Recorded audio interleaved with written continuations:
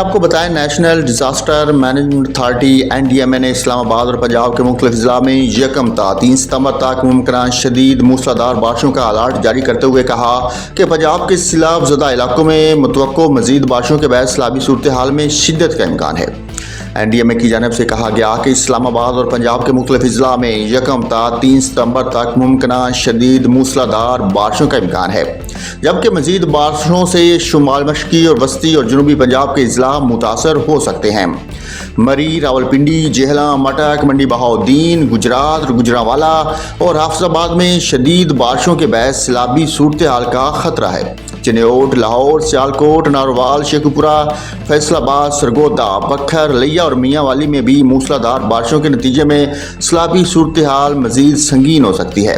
اس کے علاوہ ڈیرہ غازی خان، ساہیوال، ملتان، بہاول نگر، بہاولپور اور رحیم جار خان میں بھی بارشیں اور سیلابی صورتحال متوقع ہے۔ بلائی علاقوں میں ممکنہ شدید بارشوں اور دریاؤں میں تیز بہاؤ کے باعث مرالہ ہیڈ ورکس پر سیلابی ریلوں اور بہاؤ میں شدید اضافے کا امکان ہے۔ سیلابی صورتحال اور ملکہ علاقے زیر آب آنے کا خطرہ ہے۔ ندی نالوں میں اچانک بہاؤ میں اضافہ متوقع ہے۔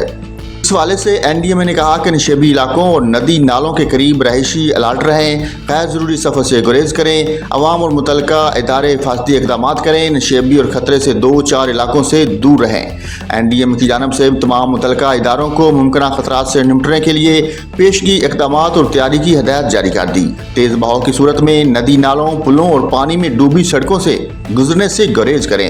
مقامی انتظامیہ اور متعلقہ ادارے نشیبی علاقوں سے فوری نکاسی آب کے لیے ضروری مشینری اور پمپس تیار رکھیں۔